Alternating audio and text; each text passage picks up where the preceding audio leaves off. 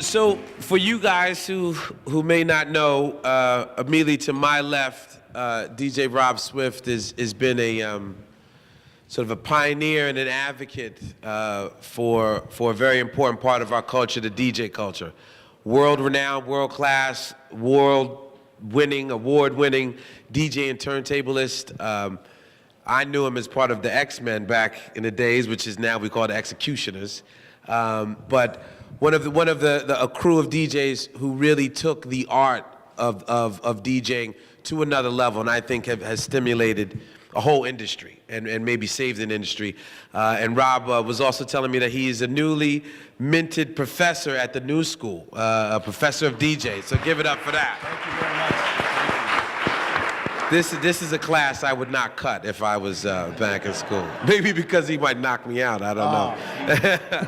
But then on the far side is a man that people familiar with the festival know very well.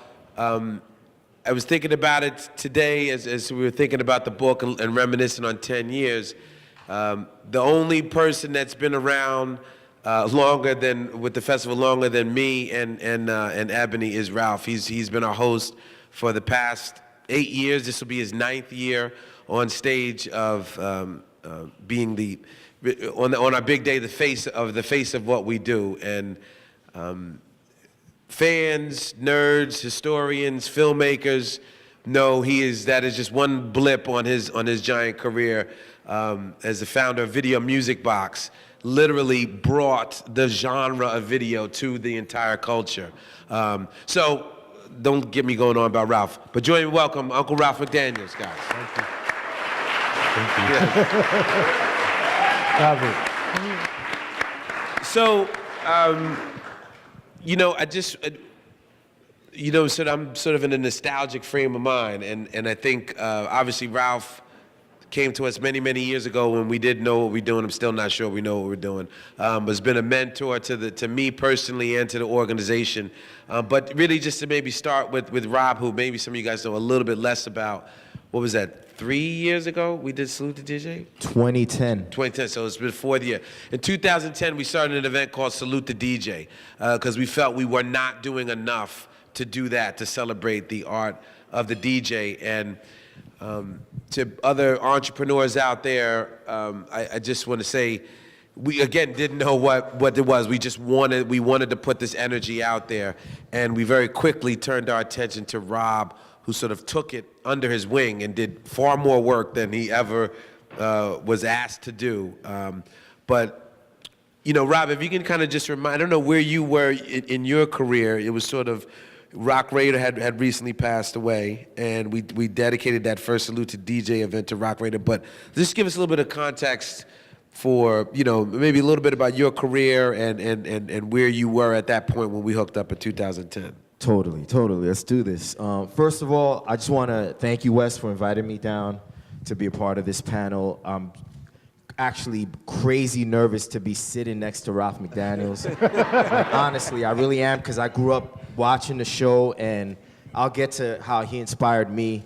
So for the most part, I grew up in Queens, New York City, Jackson Heights, hence the Mets gear.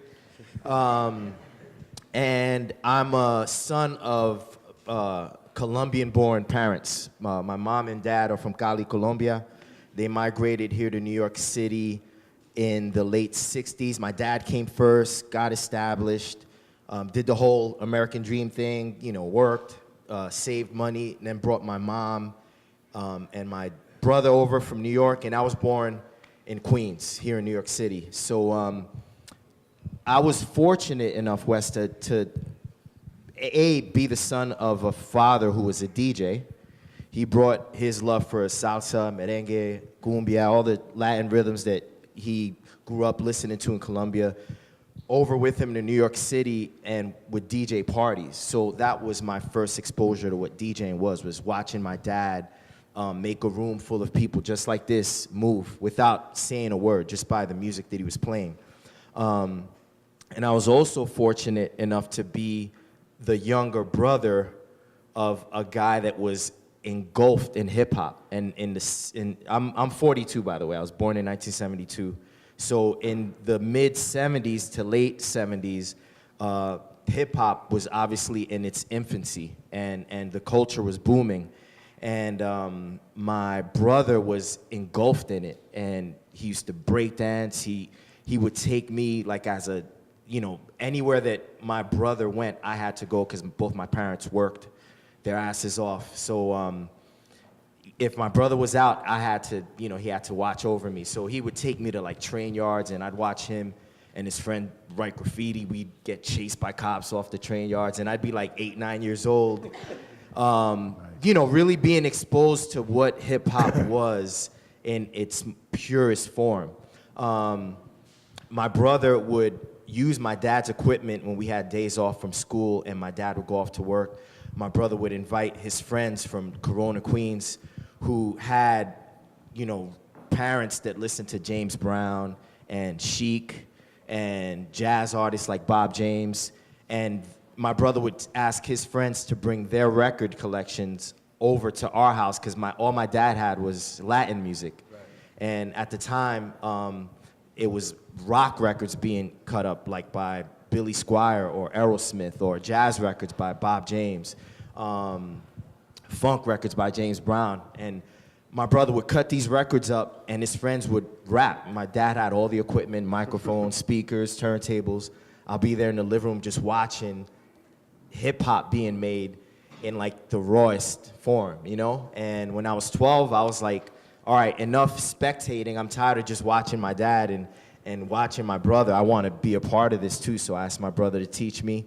And, my dad hated when we would touch his equipment, so he would teach me when my dad wasn't around. And I learned how to DJ, and then I started really just progressing and actually got better than my brother. So I started listening to the radio. I would learn and study DJs like Red Alert, Chuck Chillout, Marley Marl, Supreme Team. WBAU had a Spectrum City crew, who now is known as Public Enemy. I would listen to all these different radio stations and on the weekends, and then during the week I would just like replicate their sets. I would go out and buy all the records that they played that weekend and then teach myself how they transitioned from one song to the next, to the next. Right. And then as I got older, I started watching Video Music Box with Ralph McDaniels. And the cool thing is that, again, this is before YouTube, before smartphones, before Facebook, all that, right? So the cool thing is that I as a kid from Jackson Heights, Queens, I was around hip hop and friends that was involved in hip hop, b-boys, graffiti artists, MCs. I dabbled in all of the elements. I rapped. If you asked me to write a rhyme now, I'm pretty sure I could. I wrote graffiti. I beatboxed, everything. But the cool thing is that Ralph and the whole Video Music Box era of videos exposed me to what I wasn't seeing when I was around my friends. So it's like you could be with your friends and write raps, and I could be DJing, playing beats while my friends are rapping over them. But Video Music Box exposed me to what the legends, the pioneers like Run DMC were doing and how they were doing it. I remember watching Fresh Fest and watching Jam Master Jay cut DMC's name, and DMC walking on stage, and then him going, run, run, run, and Run walking on stage. And it's like... You remember that, Ralph? Yeah, totally, I'm sure you do. So it's like I was exposed to what hip-hop was on a real professional scale, on a scale of what the pioneers and the legends were doing through Video Music Box. And in 1990, I remember racing home from school to catch Video Music Box at 3:30 and watching the East Coast DMC finals. And the DMC, real quick, is a DJ competition. It's a worldwide DJ competition, and each part of the world has heats. So there was a heat in New York, and in it, there was a guy by the name of Steve D, who some of you may be familiar with, this guy from Harlem. Yeah, he used to wear the Superman shirt. Exactly. He used to wear a Superman shirt, and he had like these sideburns, like the old Melly Mel, Grandmaster Flash sideburns. And he was cutting it up, and he took this Houdini record, Friends, and he made the beat. He just completely rearranged the beat manually with his hands. And this was an innovative way to manipulate music that I hadn't seen until I saw Video Music Box. And I remember that day, Ralph, I saw it, and I was like, yo, next year, I'm gonna enter that battle. And I entered the battle, and I battled against Steve. And I came in third place, you know? So, I mean, I could have you guys here all day, but fast forward to 2014, as I look back on my career, you know, I ended up teaching at the new school, at the Scratch DJ Academy, which is a DJ school founded by who? Jam Master Jay. And Jam Master Jay was that DJ that I saw cutting DMC's name on where? Video Music Box. So, you know, I've worked with rock groups like Linkin Park. I've been in Gap commercials DJing.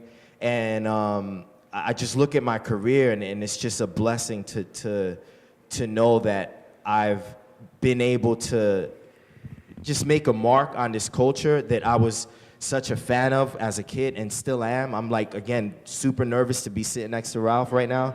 So yeah, that's basically like a quick wrap up on who I am and how I got here.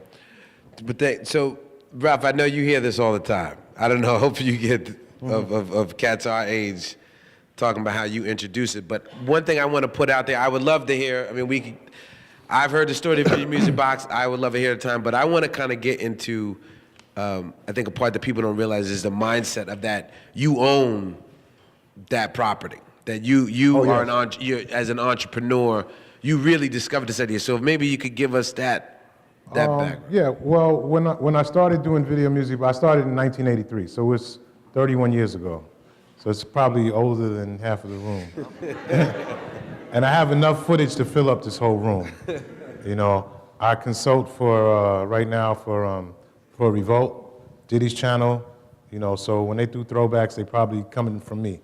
You know, I tell them I think there's something out here new that you might want to take a look at that might be under your radar, and they'll take a look at it. VH1, MTV, BET, you name it, I provide footage for them. Most of the documentaries that come out of the United States, and some from across, from Europe and Germany, are probably based upon Video Music Box footage. Tribe Called Quest, Beats, Rhymes, and Life, a lot of my footage, and that Michael Rappaport came to my house and said, I heard you have a ton of Tribe Called Quest footage. I said, yeah. Nas, Illmatic, 20 years, a lot of my footage in that. It's coming out soon. It just premiered at Tribeca. The time is Illmatic. Time is Illmatic, yeah. It premiered at what you call them? Tribeca. Tribeca. And so, so the point, I guess, that Wes is that, you know, everything that we shoot, I kind of thought about this 30 years ago, was that, and I really just wanted to document what was going on in my community. And it didn't really have to necessarily be hip hop. It was police brutality in our community. It was, you name it, you know, a festival, a block party, people dancing. You know, I've interviewed Celia Cruz. You know, I've interviewed all these different people that I just said, I'm interested in knowing and meeting them. And I interviewed them, and I covered events that these things were going on at. So, you know, I recently was part of a Brooklyn panel with a bunch of folks, and I said, I just wanted to show how Brooklyn has been for 30 years, and it's changed. So I can show you 20 years ago what Brooklyn looked like in this neighborhood, or in Bed-Stuy, or in downtown, like the whole landscape. I have footage of it. You know, when we used to go to Albee Square Mall, you know, and, you know, Biz talks about, let's go to Albee Square Mall, you know, we hanging out. And, you know, I have what Albee Square Mall looks like back then. Doesn't look like that in 2014. So that was important to me to be able to document it. Now, along the travel, because when I first started, and Rob, you know this, you know, you were probably real young then, you were paying attention to it I used to play, you know, U2, Tears for Fear, Hall & Oates, you know, because there was only like maybe 10, 15 hip-hop videos at the time, you know, and we could name them all, you know, it was, you know, Fat Boys, Houdini, you know, Grandmaster Flash, Run DMC, the list goes on. But, so we had to play cool stuff, you know, we had to play cool rock stuff, you know, and cool reggae stuff, and whatever else fit into the groove, and some cool, you know, Tasty Tuesdays stuff, you know, because we had to play some R&B, you know, because it was, you know, you might want to, you know, get your little hug on. You know? And so, you know, so we kept all of this footage. At the end of the day, I still have it, and I've talked with Kevin. We've had conversations about it. What are you going to do with the footage, Ralph? and so we constantly have conversations about it. We're constantly licensing. If you guys own what you have phones, save that stuff, because sometimes you change phones and you lose pictures. Those pictures could be worth, those pictures could send your kids to college. It sent my daughter to college. No doubt. You know what I'm saying? No doubt. Yes. So save all that stuff somehow, some way, because it's content and it's going to be needed. And it's a Wednesday. Y'all could be anywhere else, but y'all are here. And that means that you probably go to other unique shit like this, you know? And save it, you know, because you're going to have it on your camera and nobody else is going to, damn, I wish I was there. I wish we knew somebody that had it. I got it, you know? Right. I don't care if it's a professional camera or, you know, your iPhone, you know, whatever it is, save it. Did you, when you were capturing this stuff, did you sort of get the gravity that, because there's the classic, there's what the Biggie and Jay-Z, that's your footage, right? Where Jay-Z comes on Biggie's that we've all seen. Yeah. Were you ever in that club like, wow, this is gonna be something? Or was it just like, hey, these guys are good now? Yeah, that I knew, you know, because I was my party and I set it up. Even better. But, you know, other situations, you kind of knew, you know, because when you're a hip hop head, you know. You just know, like, oh, word? You just know it. You know, it's just, you just know. Yeah. You're like, nobody else is here taping this? Oh, I got it. You know? right. And then not to just sort of, but that is interesting. You were the only camera for years. For a very long time, we were the only camera. And then we started doing shout outs. And, you know, and nobody was doing that, you know. And we were like, yo, we want to do a shout out. And people were like, you know, what's that? And I'm like, you say what's up to your baby mama or whatever. You know? And we started doing it, and then everybody in the world started doing shout-outs. I watched it, you know, and it made the you know, because we tried to make the transition to MTV, but we were too early. You know, I'm not gonna say they stole our idea, but we were just too early. They weren't ready for it yet. But then I saw it trickle into MTV, and I saw it trickle into network TV. And then I watched it trickle into everything. Now, you know, the president is shouting out Michelle Obama, you know. So I'm like this, like, damn, I wish I copyrighted that. That's the moral of the story. Yeah, that's great. I mean, that's a good jump even to kind of throw it back to Rob about sort of how seriously Ralph was documenting our culture, and if he didn't do it, think about all the things that we just would never have seen. So it's a real living institution. But I think even as you sort of see DJ culture turn to CDJs, or you know, the sort of the skill of it sometimes is lost. Do you ever sort of think about that? But at the same time, it's opened up another door for you to become a professor. It seems to get more valuable and devalued at the same time, or? Yeah, I mean, the thing about technology, as we all know, is it's a gift and a curse. There's good things about it, and then, you know, you have people, for example, using their smartphones for the stupidest things. Like they post stupidity every day, like on Facebook and Instagram, but it's a phone that has so much more power, a mechanism that you could do so much more than just post two people fighting. So that's the curse of it.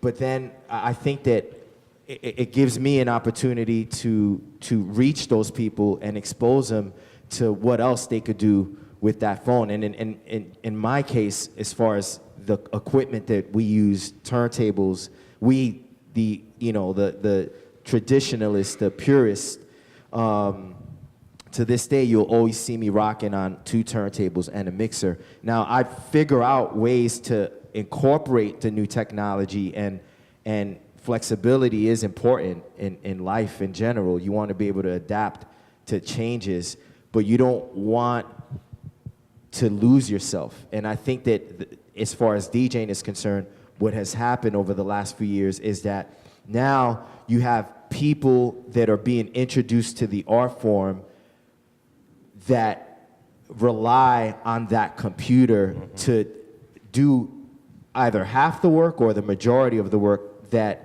I grew up doing all on my own with 2 records and turntables and a mixer. So what I try to do as a DJ and as a teacher of the art form is encourage my students to not depend on that laptop so much, and to trust in their inner instincts to understand sound and music and rhythms. Right. You know, it's like I always use this analogy. It's like I could teach you how to do math with a calculator, and you know, you could go grocery shopping and add up everything that you're buying and pay the cashier and know what you're getting back using your calculator. But if that calculator dies, then what? So you're gonna get robbed, or you just won't know how much money you're spending at the grocery store. So it's important to understand how to do math with a pencil and a pad first, and understand what those numbers mean and what those numbers do when you play around with them mentally. And I always give that analogy as a teacher when I teach my students. So at Scratch DJ Academy, where I teach the new school course, we start the students off with records first and make sure that they have a proper understanding of the foundation of the art and how it's done. And then once they get a full grasp of how to infuse their personalities into the music that they're playing with, then I introduce them to the laptop. But you know, things definitely have changed. Things have evolved, but I think to your credit, Wes, I feel that's why this Saturday is so important, because it helps. There's going to be a lot of young folks there Saturday watching people like myself cut it up on turntables, and not, you know, just turning knobs and pumping my fist like a lot of these like EDM DJs do. They're gonna when you go Saturday and watch me rock, I'm gonna be sweating bullets. My armpits are gonna be stinking. I'm gonna be going all out and really giving myself 100% on the turntables, and the same thing goes for the MCs. I know you're gonna have some B-boys there. Yeah. It's hip hop, like, you know, all the elements of hip hop are gonna be there, and so I think that's the beauty of the festival, is that although things have evolved to where they are now, it's with smartphones and technology, and maybe the youth might not appreciate watching a video music box with an antenna TV, you know? Channel 31. You know, on Channel 31, and it be grainy, but you appreciate it, and you race home from school to watch it, because you know that you only have 1 hour to watch videos for that day. At least they'll get to see the product of those years on stage on Saturday. Right. You know what I mean? Well, I think that's exactly why. You know, yeah, give that up for that. Yeah, that's why we like to work, you know, with you guys. And I think, again, to throw it back to you, Ralph, one of the reasons why I wanted you guys up here is an important part of the festival is getting the next generation to say, this is what we have done, you take it and run with it.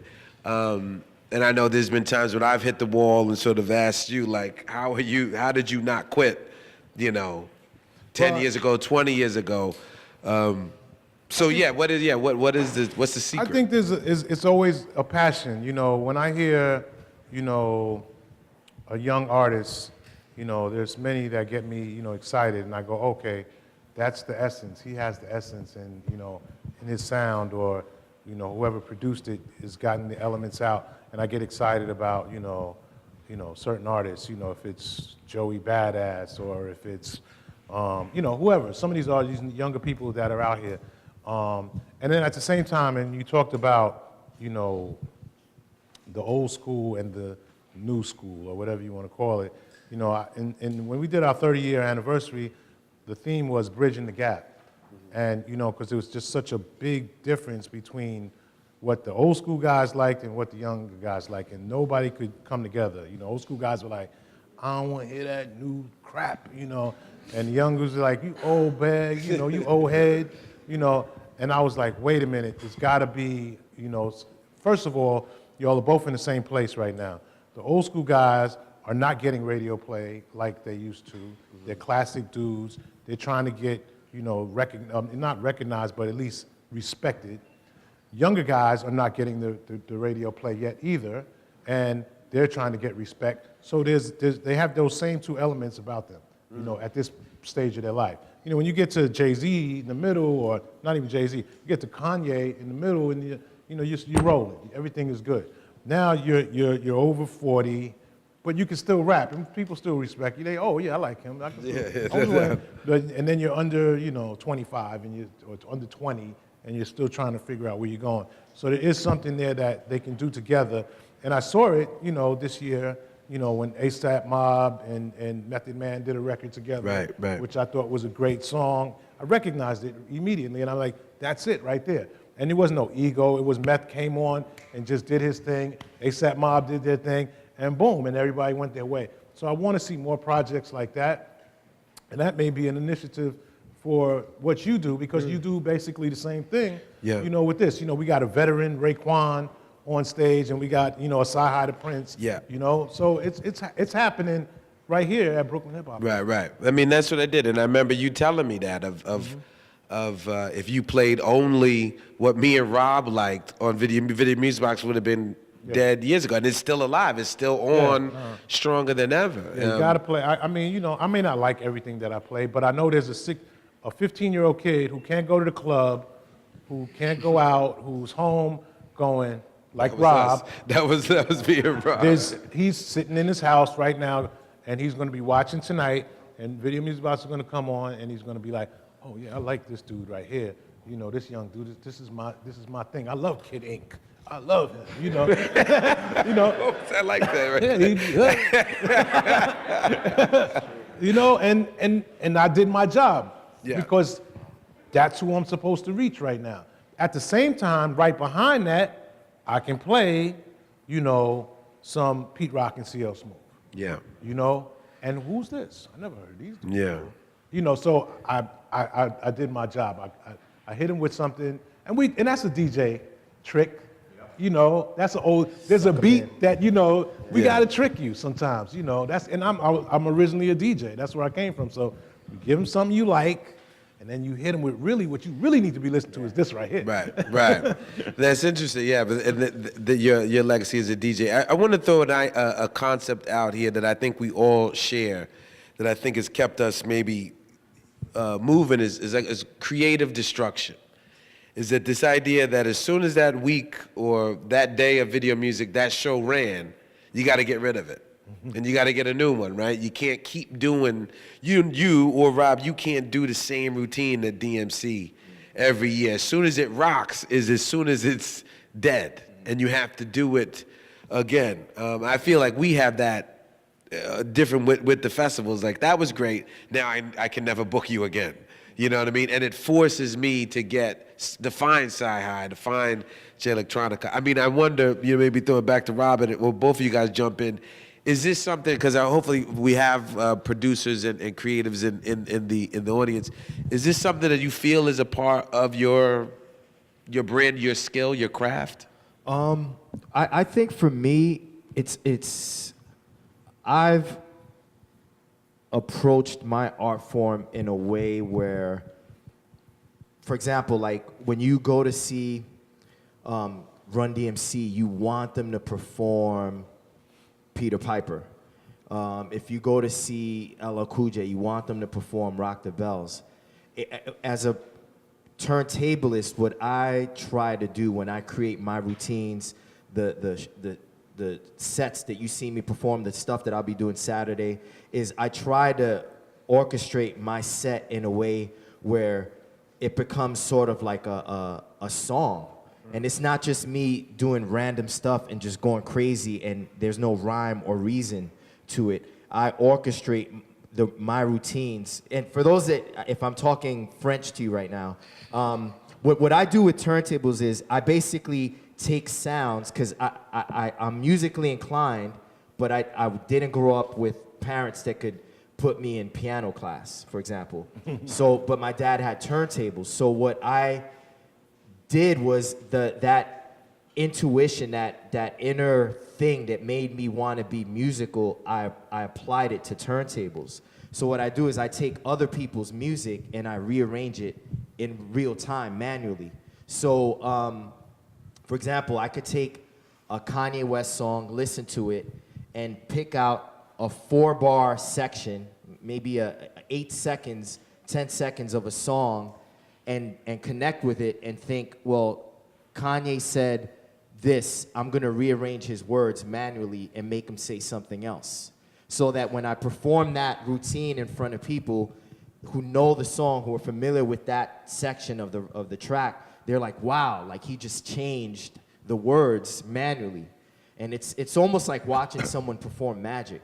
So I organize my routines in a way to where they're like songs. So there's been occasions where people will shout at me from the crowd, perform your Dr. Knockboots routine or do your Nobody Beats the Biz routine, because they want to see those classic routines that went on to kind of become like my signature style. Right. So I've never really experienced that problem of having to do something new, although I do push myself and challenge myself to bring new ideas. This Saturday, I'm gonna do some new stuff that I haven't done before. So you wanna stay fresh and new, but you also wanna be able, for me as a DJ, to kinda remind people that this is my style, this is my personality on the turntables. And I've done that by kind of just, remember this routine? You kind of like remind them of stuff that you've done in the past. And there's gonna be people there Saturday that, as much as I've done, as long as I've been around in this culture here in New York City, I've been battling since 1991, doing shows, festivals and all that. There's gonna be people there that are gonna be seeing me for the first time. So although I may introduce a routine that's 5 years old, to them it's brand new. Right. So you know, as long as your shit rocks, man. I believe in just making your shit timeless. You know what I mean? And whether it's like a music video that you watch as an adult that you grew up watching as a kid, and it's just you still connect with it in the same way. You know what I mean? So. You know, Rav, I just sort of to build on that, I think something that maybe people don't realize is the videos that you directed, the product that you created. Oh, yeah. I mean, you were the one playing everything from everyone else, but then when you didn't have enough videos, you started making your own. Just talk my about that. partner and I, Lionel C. Martin, we created a company called Classic Concept. So we did over 400 music videos. So we did like pretty much all of the Big Daddy Kane stuff, Coogee Rap, wow, who else? Bismarck. Buckshot, right? Yeah, Black Moon, all of that stuff. Well, not all of that. I did the first one.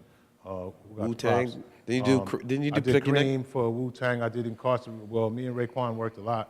I did Heaven or Hell with him and Ghost, Incarcerated Scarface, at least 3 or 4 more.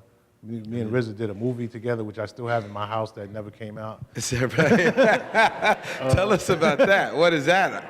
It was in his Bobby Digital stage, and so he'll get back to it. He said. So, but and ODB's in it. Like the whole Wu-Tang's in it. Yeah, we need to see that. Yeah, and and now that he's a big Hollywood star. I'm like, man, you could get money for this. Exactly. Right now you're starting to put it shouldn't out. be that hard to get some money for this right now. But didn't you also did you do halftime Nas, right? I did. It ain't hard to tell. It ain't hard to tell. Sorry, Yeah, no, I did directed that. But what was it? Was it? I know there's a story of how did you Getting involved. how did you get that deal? I was Nas came to me and said, "Look, well, we did all of the third base videos for Search, and and so along the way comes Nas, and we start talking, and I was like, I've been hearing about this kid Nas, it's buzzing, something's going on, and so he's like, yo, Nas wants to meet you. Or somebody at Columbia was like, Nas wants to meet you.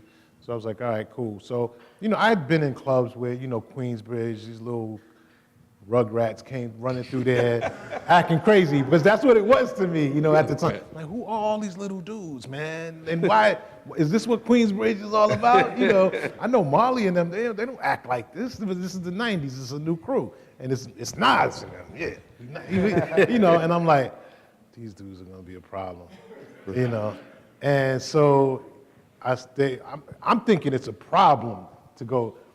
It's different. 80s going to see Shan and Marley. Now it's the 90s. Nas, Mobb Deep, Cormega. Yeah. It's a little different energy in Queensbridge. Yeah, a little more intense. Yeah. So we're like, all right, we're going to the bridge. So, we go to the bridge. I meet Nas. He's like, yo, I got to do this thing. It's like a little EPK, they call it, electronic press kit. It's based upon my album. I want to give you all the songs on my album, and can you put this together for me and interview some of the producers that worked on my album. So if you look, it's the Nas Illmatic EPK. We did it. It's on YouTube. It's got all the producers in it. And I said, well, what do we want to do? He said, I just want it to look like Video Music Box. It's just like how you do your show. So I was like, all right, that's easy, no problem. So we went in, we shot it, we interviewed all the producers, Q-Tip, LES, Large, who else is on that? Pete, Premier, everybody in the studio. We went to his house, we met his mom, we shot some stuff in the house, we did a bunch of stuff, and then right at the time, they figured out that It Ain't Hard to Tell was going to be the first single, because that was the first single off the album. And they said, can you do a video for it? And I said, all right. And we shot the video for It Ain't Hard to Tell. So that's how we got the video, based upon this EPK thing that we were working on, and the fact that we had, it's almost like Wu-Tang, nobody wanted to work with Wu-Tang. I don't know if it was like that with Nas, but with Wu-Tang, it was like, directors were like, oh, no way. I don't know who they scared, but, but Steve Rifkin was like, yo, Ralph, do you mind working with them? I said, I don't have a problem with RZA, So, and I didn't, because we literally played, we broke It Ain't Hard to, Protect Your Neck. He came to me with a tape that wasn't even done and said, this is the video. I said, so are you going to go finish it? And he was like, what you think I should do? I said, you can play it like that. I've never seen videos played with the numbers on it and everything. So that might be a little different. They had the time code running at the bottom. And he was like, yo, you play it, Ralph, play it whenever you finish. I'll finish it, I'll come back with the finished version. There never was a finished version. That was it. And Steve Rifkin called me and said, yo, Ralph, what do you think of Wu-Tang? I said, they dope. You should sign them. And that was it. They were signed. Same thing with X-Clan, Island Records. Professor X. I knew him as an activist. I knew his father. My father knew his father, Sonny Carson. And, Lumumba said, yo, brother, we got this thing going on. We got a record coming out, and the record wasn't out yet. And they were just doing promos for me. Back in the days, you used to listen to Red Alert. People would do promos. Fat Joe used to do his promos. Fat Joe used to do promos for me. X-Clan, Brother Jay, and Lumumba used to do promos. And then one day they were like, we might have a record deal. And I was like, all right. He said, can you call Island Records and tell them they should sign us? And I said, all right, no problem. I called Island Records. I said, yo, Cookie, y'all should sign these dudes. And they were like, yeah, we was thinking about that. I said, yo, they should sign. They got crazy following in Brooklyn. I didn't know that. I just made it up. They got a deal. I was like, they got a deal? I said, I never even heard a song from these dudes. All I heard was, this is protected by the red, the black, and the green. That's all I heard, Van Glorious. Yeah. I said, y'all make records too? Oh, what? But they got a deal, and I did all the videos for them. Wow. So, I did not know that. Video Music Box was a starting point for a lot of artists back then. You know, LL's first interview, Video Music Box. We did all the Kane stuff. You know, it was just the beginning. You know, we saw all of the, before they were polished up and ready for the rest of the world, they could do their thing there and look at themselves and go, well, I'm not going to do that again. right, the mirror. So one other thing I would say, I know we ran over and I know Ralph's got to run, so we want to open up to questions, so we're going to cut short. But the last thing I want to throw to Rob and then back to Ralph is, you know, what is that advice that you would tell that young little brother Rob, right, who's looking at Video Music Box saying, I want to be this? You know, is just that those sort of maybe little pearls of wisdom to give, because I imagine there's somebody out here like, you know what, I think I could be this, and I want to put you guys up here and be like, they thought that at one point and they did it times 100. So what would you say to maybe yourself back then, or maybe say to a young brother, sister out here now? I or would older brother, sister. No, totally. Whoever you are, whatever age, gender, creed, I would say be fearless. Be fearless. That's the main thing. Believe it or not, my parents actually tried discouraging me from pursuing a career in DJing. They were actually scared for me. They wanted me to go to school and get the degree, which I did. I went to Baruch College, got the degree, went home, gave it to them, and I was like, now I'm gonna DJ. You know?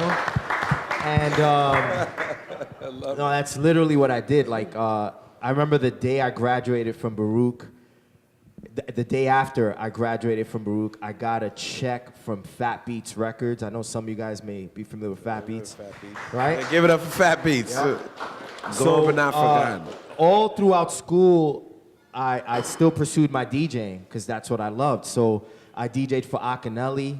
Ralph played Akaha, and that was the first time I saw myself on TV, was on Ralph's show. This whole situation is just It's a little surreal right now. full circle. But and every time, like, I would go to my dad and my mom, I'd be like, look, I'm on Video Music Box, like that show that I used to race home to watch. Look, I'm on the show now. That's cool. How's school? You know, I signed my first record contract with an independent label called Asphodel Records, put out an album called Expressions with my crew, the Executioners. Rest in peace, Rock Raider, Mr. Sinister, Total Eclipse. Went home to my parents, look, Mom, Dad, look, I'm on a record. Like, this is my image on an album cover. Like, look, Dad, like, you buy records. Like, isn't this cool? That's cool. How's school? All right? Gap commercials. I mean, everything that I did, my parents would always just remind me, like, have you ever thought about maybe going back to school? I had friends in college, just as I was on the verge of graduating, that I told, I think I'm gonna really try this DJing thing and really pursue it full-fledged and not worry about trying to go back to school and get a master's, because my field of study was psychology, and graduating with a bachelor's in psychology, you know, you could probably be a social worker, and that's about it. So I was just like, I'm gonna really pursue this DJing thing. And I had friends that were like, you're stupid. Like, straight up telling me, like, you're stupid, like, you're crazy. And I never let anyone's fear or doubt interrupt my dream. And I'm glad I didn't, because here I am today. You know, I'm independent, I live alone, nobody pays my bills, and it's all on the strength of what I do with records. You know what I mean? So, No yeah, doubt. just be No fearless. doubt. Be fearless. That's perfect. Ralph, what's your words? Yeah, I mean, it's pretty much, you know, ditto for me, you know, as far as what Rob is talking about. You know, it's all about a passion, you know. You know, as I'm listening to Rob talk, you know, and I'm a little bit older than Rob, and I sit back and I go, okay, you know, my parents did the same thing. You know, I graduated from New York Institute of Technology in Westbury. You know, I went there specifically for film and TV. You know, Mom's was like, I was like, I don't know if I want to go to school. She's like, well, yes, you are. Yeah. And, you know, and so, you know, I had to do the same thing, you know, because I'm a product of parents of the 60s, and, and we were moving on up. You got to go further than your father went, and you got to take, your child got to go further than you. And I still believe in that. When I tell people, when I meet people today that shoot or make music or DJ or dance or whatever it is that you do, you got to take it further than we take it. I'm sure Rob's been in more countries than I have, but this thing has taken me to a lot of different places that I never thought I would ever go in my life. It wasn't in the plan. I thought, I'd be doing this in Brooklyn, and then eventually when I moved to Queens, I thought that was it, And then I end up in places where, I'm the only person speaking English where I'm at, and I'm, all right, no problem. But hip hop navigates us through it. The beat and the vibe and the passion is what gets us through it. Whatever country, in South America, in Africa, in Japan, in China, wherever it is that you go, that head is there that you're going to connect with, and it's going to help you get through whatever it is that you need to get through. And that's it. One of the things as Rob was talking, is I say to myself, we are independent, so we pay for our own health care, and we pay for these things. And a lot of people, though, that can't do that, especially from the old school guys that I see. People, oh man, well, they made a lot of money back in the days, and they did this and they did that. They were passionate about their music, and they are artists. And there's a lot of artists, and if anybody knows what an artist, I'm sure there's quite a few people in there that deal with art. Yeah, we don't have, a pension, so we have to figure out and work on more so that you people don't be in the same situation that some of us as oldest cats were in, where we didn't have health insurance, and we didn't have this, and I had a child, I got married, we figured out the whole health insurance thing. I had to. So, but if it was up to me, I'll be fine, black man, Superman, because that's an old, dumb way of thinking. We can't think like that anymore. And so, as we move on into, the years that to come, that's one of the things that concerns me with hip hop, is that we make sure that, or just artists in general, that we make sure that we can take care of ourselves, because we're artists, and we don't have, I don't work for the city, I didn't get a pension, and I'm not a fireman, I'm not a cop. Friends of mine that were cops that just retired. And I'm like, damn, so you got a check coming in on a regular basis. And you ain't got to do nothing? It just You got to do nothing, it just comes. Real talk. Right. Well, Be an artist, so you could be a fireman. Right. Think But about it. then, but then you wouldn't have movies in the can with RZA, though. That's worth it, though. Yeah, all right. Some days that don't mean nothing. That don't pay the mortgage. I hear that. So let's open up, because I know Ralph's got to run. Yeah, so let's get a couple questions. We have some questions for Ralph or Rob. Yes, sir. Greetings and good evening. Blessings to everyone. Honor to you, Brother Ralph, Brother Rob, Brother Jackson. All right. Ralph, I am an artist, independent artist. I'm self-taught in my photography. I'm a photojournalist and developing filmmaker. Again, repeating his question, what advice would you give yourself 20 years ago as far as moving forward? Document, save everything. I said it a little earlier, save everything. Be organized. Now with the digital age, there's no reason not to be organized. Go for the big picture. Indeed. Go for the big picture. Somebody says, you can go to Warner Brothers and then find Warner Brothers, or go to Sony or whoever it is. Go for the big picture, because everybody needs what you do right now. Back in the days, it's funny, when I was listening to the first part of what was going on today, when you all talking about gentrification, there were times when, we couldn't go up in certain offices and talk about this type of music, hip hop music, because nobody wanted to hear about it because it was considered nigger music. Just like jazz was considered nigger music. You know what I mean? So it's a little different right now. Go for the top and go for, because they need it. That's my aim. And lastly, since you've been behind your camera, do you have any hidden films or any documentaries out there that? Nah, well, I got a couple, I'm sure.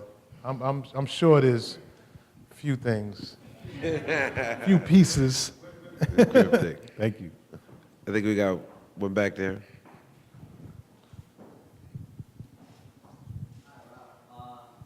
A lot about Video Music Box. I was reading a book by Steve Stout called Tanning of America. He mentioned a lot about Video Music Box. Then he mentioned about how MTV progressed it to another level, how Jimmy Iovine went into MTV. It's like, I want nothing but a G thing between Madonna and Guns N' Roses. And then it blew up. And then next thing you know, we now have YouTube. And I just want your thoughts on how do you feel about, because when music videos were made during Video Music Box in its beginnings, it was very obscure genre. Now it's like the genre, like it's now just globalized on so many levels, and the branding involved and the marketing involved. What are your thoughts on music videos today and the consumption of music videos? Because with YouTube, there's so much ad revenue involved, there's so much clicks involved. You look at like Pills and Potion, you see the Beats pill falling in the video. Right. I'm sure she titled that song so she can get paid by Beats Pill, but that's just a random opinion I have. Basically, I'm just wondering, like, what are your thoughts on music videos nowadays? I think that when music videos, the genre of music videos first started, and I consider myself a video pioneer as well, a music video pioneer, not just a hip hop pioneer, is that music videos were primarily, once they became popular to make, were being made for MTV, and that was for a white audience, because that's who was making the videos. But you did have videos being made by like Rick James and Lionel Richie, and Motown made like a lot of videos, and Sony, and then of course Michael Jackson. And Michael Jackson really was the one who started, making the crossover into MTV. And then they had to change their format because hip hop became the popular music of the street, and they had to change the format from whatever they were playing up to that point. So whatever groups were hot, it's like, okay, this is it, it's over for you, and it's time for hip hop to come about. Thus comes Yo MTV Raps, and so we've watched the change happen, and I think that's part of what Steve Stout talks about in his book, and it's no different, it's tours, Rob's from, there was rock bands going out there, we need to get those guys who makes music with the turntables now, because that's what the young people want, and so it just changes, the energy changes, and that's the nature of it. YouTube, I had a conversation with a guy at Centric, which is BET's like older channel, and I said, you guys should play like some old school hip hop here because I think that would be cool. This was a while ago, and they may do it now. And he was like, oh, no, kids don't care about that. They'll watch it on YouTube. And I'm like, kids don't know to turn on, to type in, Akinelli, to type in, certain titles. They don't know to do that. And so they only know what they see or maybe it's in their environment. So if you guys play some of these videos, then they start typing it in, and then other suggestions might come up, and so they might learn a little bit more, but you gotta play it. That's why I play, Looking at the Front Door by, Main Source, because I'm like, this is a dope song. Y'all need to know about this. You'll need to know that this was Main Source or whoever it was, and then they'll look it up, and then a whole bunch of other songs might come up that kind of relate to the same era. Right. That's good. We have one last one, Thank you. Good evening. Do I need to stand or can I? if you don't mind. Hi, everyone. Yeah. So this question actually bridges from what you just said about this idea of teaching young people and how do they know what to look for? How do they know to look something up? And the question is for Rob. I want to know what it's like for you to teach something to people that may not be as natural for them as it was for you, if that makes sense. So it seems like the story you told, you were really trained in something you already had a natural inclination for, which I think is different from teaching it. And I recently taught, as an English teacher, I taught a hip hop class to high school students on Long Island, which I thought would be cool, but then it was kind of uncomfortable to teach something in a classroom that's not really institutional, right? It's not academic, it's something that's more natural. And so I was wondering if you experienced that at all. That's a great question. Teaching the art of DJing to someone that never so much as held a record in their hand is very interesting, because what happens is I find myself teaching people that are used to using like smartphones and their iPads, and they could work a Mac like the back of their hand. These are like complex machines, mechanisms, but you put them in front of a turntable and they just don't know what to do. And I find it, not to be sexist or anything, but I find that actually the majority of the females that I teach are, you have to almost force them to be tactile with the turntable and take their hand and put it on a record and let them know that nothing's gonna happen, because again, we are living in an age now where the machines that we use do so much of the work for us.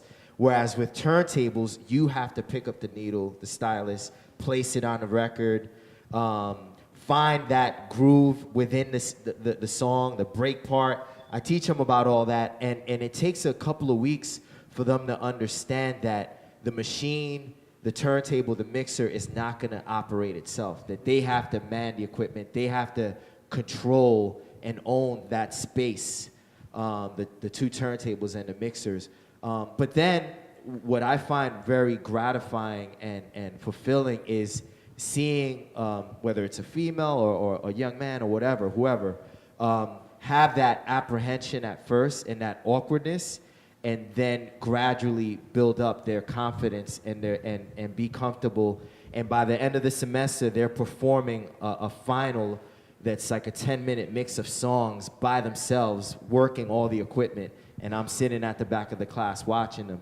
So it's actually an interesting experience, and I think that, again, I feel that what I'm doing at the new school is important, because if there wasn't a class like that, I'm afraid that the art of DJing would just turn into just people hitting buttons and standing away from the turntables and everything kind of working itself, which is pretty much happening already. There's a lot of DJs that, obviously you won't see this Saturday, everyone's gonna be, yes. But there's a lot of DJs that pre-record their sets, hit play, and then act like they're doing everything live on stage, and they're fooling their audiences.